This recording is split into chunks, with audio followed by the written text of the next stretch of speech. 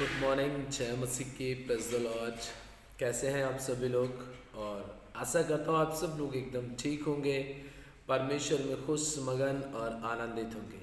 आज की इस सुबह में मैं आप सबों का हमारे जयवंत मिनिस्ट्री बाजपुर के यूट्यूब चैनल पर मैं आप सबों का हाथ जोड़ करके स्वागत करता हूँ और वेलकम करता हूँ आपका कि आज की सुबह में एक बार फिर से हम परमेश्वर के वचन के साथ में साझा हुए हैं और एक दूसरे को परमेश्वर के वचन से उत्साहित करेंगे, एक दूसरे को सिखाएंगे, समझाएंगे ताकि परमेश्वर का सामर्थ्य हमारे जीवन में बना रहे।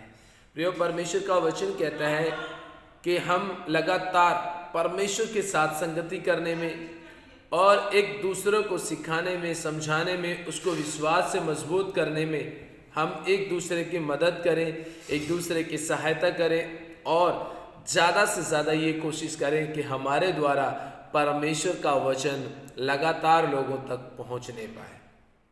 इसी उम्मीद से आज की सुबह में हम फिर से एक बार परमेश्वर के वचन को लेकर के साझा हुए हैं और आज के जो वचन का विषय है वो है पहचान। जी हाँ, हमारी पहचान कैसी है? हम अपने समाज में जब रहते हैं, अपने लोगों के बीच में रहते हैं, अपने परिवार में रहते हैं, तो हमारी पहचान कैसी है? जी, पहचान हमारी जिंदगी का एक बहुत बड़ा हिस्सा है और कहीं ना कहीं हमारी पहचान हमारे शारीरिक जीवन को दिखाती है और हमारी पहचान आत्मिक जीवन को दिखाती है। दोनों बातों को यदि हम ध्यान से देखें तो हमारी पहचान हमारे अपने जीवन के द्वारा दिखाई दी जाती है कि हमारी पहचान कैसी है। ऐसे आज के टॉपिक पर हम लोग बातचीत करेंगे और जानेंगे, समझेंगे कि परमेश्वर आज अपने वचन के द्वारा हमें पूरी तरीके से सिखाए और हमें पूरी तरीके से समझाए। प्रियो, बाइबल में हमने ऐसे कई जगह पे पढ़ा है जहाँ पर उनकी पहचान इस बात से हुई है कि ये इज़राइल के परमेश्वर यहोवा की उपासना करते हैं, उनकी आराधना करते हैं। ये बात जानने के लिए हम सब के पास में एक सबसे अच्छा उदाहरण रहता है। सबसे अच्छा एक उदाहरण है और वो उदाहरण ये है कि अगर हम योना के बारे में देखते हैं, योना के बारे में देखते हैं तो योना को लोगों ने क्यों पानी में फेंकने से मना किया था? जिस समय पर जब योना और बाकी के सब लोग नाव में बैठे हुए थे, जहाज में बैठे हुए थे, तो लोगों ने क्यों मना किया? क्यों? क्योंकि वो जानते थे कि ये इज़राइल के परमेश्वर यहोवा की उपासना करता है, उसकी आराधना करता है और ये उसके साथ में चलता है। इसको नुकसान पहुंचाने का मतलब है परमेश्वर के साथ में धोखाधड़ी करना या गद्दारी करना। उन्होंने साफ साफ मना कर दिया कि बता अब हम तेरे साथ क्या करें। उन्होंने कहा कि योना ने कहा कि मुझे उठा करके पानी में फेंक दो। उसने कहा ना, हम ऐसा करेंगे नहीं। क्यों? क्योंकि भैया हम अपने हाथों को किसी के मौत से धो नहीं सकते। उसके बाद में हम देखते हैं जब ये निनवे नगर में जाता है और निनवे नगर में जाकर के योना यह प्रचार करता है कि मैं इज़राइल के परमेश्वर यहोवा की तरफ से आया हूं और मेरे परमेश्वर ने मुझसे ये कहा है कि अगर निनवे के लोग यदि मन नहीं फिराएंगे तो परमेश्वर 40 दिनों में इसे उलट देगा, इसे पलट देगा। और आपको पता उसका रिजल्ट ये देखने को मिलता है कि वो पूरी तरीके से परमेश्वर के वचन को स्वीकार करने के लिए तैयार हो जाते हैं, सुनने के लिए तैयार हो जाते हैं और वो पूरी तरीके से इस बात को मान लेते हैं कि हाँ, हमें इज़राइल के परमेश्वर यहोवा की बात माननी चाहिए, क्योंकि उसने क्या किया, अपने शत्रुओं को हराया है। कहीं ऐसा ना हो कि अगर हमने उसकी बात ना सुनी तो सच में परमेश्वर हमें नष्ट कर दे। एक पहचान हमारी जिंदगी की ऐसी होनी चाहिए कि लोग मेरे बारे में ये जान सके कि ये मसीह यीशु का एक ऐसा बेटा, मसीह यीशु की एक ऐसी बेटी है जिसके ऊपर परमेश्वर का अनुग्रह हमेशा बना रहता है। और ये जानने के लिए हमें बहुत ज़्यादा पढ़ा लिखा होने की ज़रूरत नहीं है। ये पहचान दिखाने के लिए हमें ज़्यादा बहुत बड़े अधिकारी बनने की ज़रूरत नहीं है, एक बहुत बड़ा बिजनेसमैन बनने की ज़रूरत नहीं है। हम जैसे भी हैं, परमेश्वर उसी जीवन को ग्रहण करता है, बशर्ते हमें ये चाहिए कि हम अपनी पहचान मसीह यीशु की तरह बनाएं। जी, आज के वचन में हम लोग जाएंगे और उम्मीद करता हूं कि आज हम परमेश्वर के वचन से सीखेंगे, समझेंगे और परमेश्वर के नाम को धन्य कहेंगे। मेरे साथ में एक वचन निकालेंगे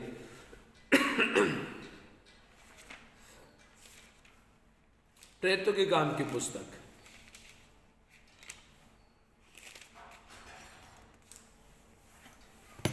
प्रेरितों के काम की पुस्तक 4 अध्याय में प्रियो हम सब जानते हैं कि महासभा के सामने पतरस और यूहन्ना को पेश किया जाता है। और उस पेश किए जाने के पीछे का कारण क्या था हम सब अच्छी तरीके से जानते हैं कि जब हम 3 अध्याय पढ़ते हैं तो यहाँ पर एक व्यक्ति की पहचान है और वो व्यक्ति है लंगड़ा है और ऊपर से वो मांगने वाला है, भिखारी है। उसकी पहचान के विषय में बाइबल में ऐसा बताती है, लिखा है कि पतरस और यूहन्ना तीसरे पहर प्रार्थना के समय मंदिर में जा रहे थे और लोग एक जन्म के लंगड़े को ला रहे थे। वो मंदिर में जा रहे थे और एक लंगड़े को अंदर लेकर के आ रहे थे और उन्होंने क्या कर दिया था, सुंदर नामक जो फाटक थी उसके पास वो प्रतिदिन बैठा दिया करते थे। न जाने कब से, जन्म से वो लंगड़ा रहा होगा और जन्म से लंगड़ा होने की वजह से लोग अच्छी तरीके से जानते थे उस लंगड़े के बारे में, भिखारी के बारे में कि हाँ इसका काम यही है कि ये मांगने का काम करता है, क्योंकि ऊपर तो ये लंगड़ा है और दूसरा ये भिखारी है। तो मंदिर में आने जाने वाले लोगों से वो क्या करता था, भीख मांगता था और लोग उसे देते भी थे। क्यों? क्योंकि तरस खाते थे। ऐसा नहीं है कि आज के टाइम में हम 1 रुपए, 2 रुपए, 5 रुपए, 10 रुपए किसी भिखारी को देते हैं। उस समय पर लिखा है कि उस समय पर भी दमड़ियां चलती थी, लेकिन दमड़ियों का जिक्र नहीं किया गया है। तो यहाँ पर जब उन्होंने उस भिखारी ने पतरस से भी मांगा तो पतरस कहता है कि भैया मेरे पास सोना चांदी नहीं है। इसका मतलब है कि उस समय के लोग सोना चांदी भी भिखारियों को दिया करते थे। मतलब देखिए दिल कितना बड़ा था उस समय देने के लिए, क्योंकि लोग उस समय पर ऐसे युग में जी रहे थे जहाँ पे परमेश्वर अपना काम कर रहा था। तो बहुत जबरदस्त तरीके से हम इस बात को देखते हैं। और जब पतरस ने ये कहा कि भैया सोना चांदी तो हमारे पास है नहीं, क्योंकि उसने भी आशा रखी कि ये भी यहूदी हैं, यहूदी वस्त्र पहने हुए हैं, तो मुझे भी इनसे क्या करना चाहिए, मांगना चाहिए। और जब उन्होंने उनसे मांगने का तो उन्होंने कहा भैया हमारे पास सोना चांदी नहीं है, लेकिन जो है वो हम तुझे जरूर देते हैं। उन्होंने कहा यीशु मसीह नासरी के नाम से उठ और चल फिर। बाइबल हमें ऐसा बताती है 6 वचन 7 वचन में कि जैसे ही उसने पतरस ने उसका हाथ पकड़ा उसके टखनों में बल आ गया, उसका लंगड़ापन खत्म हो गया। अब वो चलने लगा, कूदने लगा, नाचने लगा, परमेश्वर की आराधना करने लगा। लोगों ने पहचाना, लोगों ने क्या किया, पहचाना कि अरे ये तो वही लंगड़ा भिखारी है जो हमसे भीख मांगता था। पहचान। उसके बाद में जब ये सारे चमत्कार वहां पर हो जाता है तो उस समय पर पतरस और यूहन्ना को पकड़ लिया जाता है और 4 अध्याय में महासभा के सामने उन्हें पेश किया जाता है। और पेश करने के बाद बड़े हियाब के साथ में वो इस बात का प्रचार करते हैं। मैं जानता हूं इस बात को कि जिस समय पर पतरस ने 3 बार यीशु मसीह का इनकार किया था तो उस समय पर भी बहुत सारे लोगों ने उसे ये बात कहते हुए देखा होगा कि मैं यीशु को नहीं जानता, मैं यीशु को नहीं जानता, जबकि सब वो जानते थे कि यीशु मसीह के साथ में रहता है। क्योंकि जब 4000-5000 लोगों की भीड़ हमेशा उसके साथ में रहती थी, तो क्या उन लोगों के बीच में क्या इन परिवार के सदस्य नहीं रहे होंगे जिन्होंने परमेश्वर के चमत्कार को नहीं देखा होगा, या फिर स्वर्गीय रोटी को नहीं खाया होगा, आशीषित रोटी को नहीं खाया होगा, जिन्होंने अपनी आंखों से देखा होगा कि मुर्दे किस रीति से जी उठते हैं, जिन्होंने अपनी आंखों से देखा होगा कि अंधे किस रीति से देखने लगते हैं, बहरे सुनने लगते हैं और गूंगे बोलने लगते हैं। ये बातें सब लोगों ने वहां पर बहुत अच्छी तरीके से देखी होंगी। ऐसे ही प्रियो सब लोग अच्छी तरीके से इस बात को जानते थे और समझते थे और सीखते थे। आज हम परमेश्वर की अधीनता में हैं, परमेश्वर की नज़दीकी में हैं, तो यहाँ पर हम इस बात को जान रहे हैं कि हमारी भी एक अपनी पहचान होनी चाहिए। प्रियो हम मसीह में हैं, हमारी पहचान कैसी है हमारे समाज में? लोग हमें शराबी के नाम से जानते हैं, ठीक है, नशेड़ी के नाम से जानते हैं, गाली गलौज करने वाले के नाम से जानते हैं, मारपीट करने वालों के नाम से जानते हैं, तमाम प्रकार के अन्य अन्य बातों से लोग हमें जानते हैं कि हम क्या करने वाले हैं, हम तमाम प्रकार के गलत काम करने वाले हैं। लोग हमें जानते ना, हमारे व्यवहार से जानते हैं हम वो कर रहे हैं। चाकुएं बड़े बड़े हमारे घर के अंदर, तलवारें हमारे घर के अंदर, बंदूकें हमारे घर के अंदर। अरे क्या पहचान दे रहे हैं हम मसीह समाज में। हमारा पड़ोसी हमारे साथ में सही से मेल मिलाप करके नहीं रहता है तो हम भी उससे लगातार बराबर दुश्मनी बनाए रखते हैं, हम भी क्रोध बैर भाव बना रखते हैं।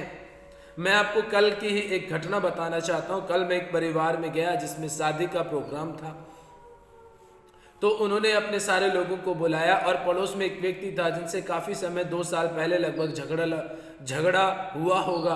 तो उन पड़ोसियों ने कह दिया कि अगर तुमने इनको बुलाया तो हम तुम्हारे यहाँ पे शादी के प्रोग्राम में शामिल नहीं होंगे। लेकिन वो मसीह में होने के बावजूद भी अन्य जाति को शादी में बुलाना नहीं चाह रहे हैं जो उनका पड़ोसी है। तो आप किस तरीके की पहचान आप अपने समाज में दे रहे हैं? क्या आप मसीह हैं? क्या मसीह का प्रेम होता है हमारे बीच में? और इसी तरीके की घटनाएं न जाने आज हमारे मसीह समाज में लगातार कितनों के बीच में ये हो रही हैं कि अगर तुमने उसको बुला लिया अपने प्रोग्राम में तो हम आकर के शामिल नहीं होंगे, इसलिए हम ही आएंगे और हम ही उस प्रोग्राम को पूरा करेंगे। ये क्या मसीह का प्रेम है? ये मसीह दिखा रहा है हमें, अपनी पहचान दिखा रहा है। हम अपनी पहचान किस चीज़ से करें? हम लड़ाकू हैं, हम झगड़ालू हैं, हम क्रोधी हैं, मारपीट करने वाले हैं। अरे तुम पड़ोसी को सामने बैठने नहीं दे रहे हो, किसी कोई मोहब्बत से प्यार से किसी को अपने घर इनवाइट कर रहा है, आप उसे आने नहीं दे रहे हो, तो आप इस बात को लेकर के आप झगड़ा कर रहे हो कि हम तुम्हारे साथ संबंध तोड़ देंगे। अरे प्रभु ने तो रिश्तों को जोड़ने के लिए कहा है। तुम अपने आप को भी अपने रिश्तों से भी आप दूसरों को तोड़ रहे हो और अपने आप तो आप उस रिश्ते को खत्म ही कर रहे हो। पहचान कैसी है हमारी? हमारी पहचान बिल्कुल बेकार हो चुकी है। आज कोई भी हमें इस तरीके से नहीं कह सकता कि यार सच में यार मसीह लोग बहुत अच्छे होते हैं, क्योंकि हमारी पहचान ऐसी बन चुकी है कि लोग देख कर के यही बात बोलते हैं कि भैया सब कुछ क्या है, बेकार है। ईसाई भी बेकार ही होते हैं, मसीह लोग भी बेकार ही होते हैं। आज हमें ये बात बोलते हैं लोग, हम सुनते हैं। क्यों? क्योंकि हमारे लोग ऐसे हो चुके हैं। हम बैर कर रहे हैं, हम दुश्मनी कर रहे हैं, हमारी पहचान ही खत्म हो गई है बिल्कुल। हम तो हमारे बारे में तो लोग ये भी कहता है ये तो कभी चर्च भी नहीं जाते। जब चर्च ही नहीं जाते तो क्या सुसमाचार का प्रचार सुनेंगे या फिर क्या प्रचार करेंगे? प्रियो, मैं किसी के ऊपर कोई ताना नहीं मार रहा हूँ या मैं किसी को कह नहीं रहा हूँ, लेकिन ये बात हमें सीखने की ज़रूरत है कि हमारी पहचान हमारे समाज में कैसी है। हमारे समाज में ऐसी पहचान होनी चाहिए कि हम लगातार प्रभु में बढ़ सकें और उसके नाम को ऊंचा उठा सकें। परमेश्वर का वचन यहाँ पर 4 अध्याय में इस प्रकार से लिखा है 4 अध्याय के अगर हम 13 वचन पढ़ते हैं तो उसमें लिखा है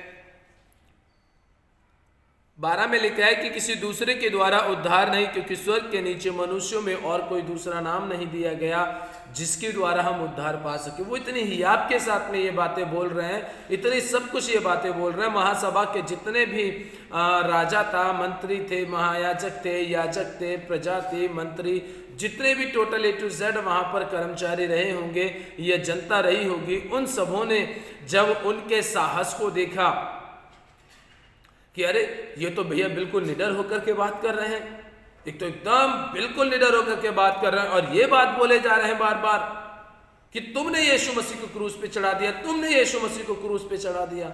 वो इस बात को सोच सोच करके पूरी तरीके से हैरान हो गए और सोचने लगे कि आखिर इतनी हिम्मत, इतना बल, इतना ताकत इन यहूदी मछुआरों के अंदर कहाँ से आ गया? इन मछुआरों के अंदर इतना ताकत कहाँ से आ गई, इतने बल कहाँ से आ गया?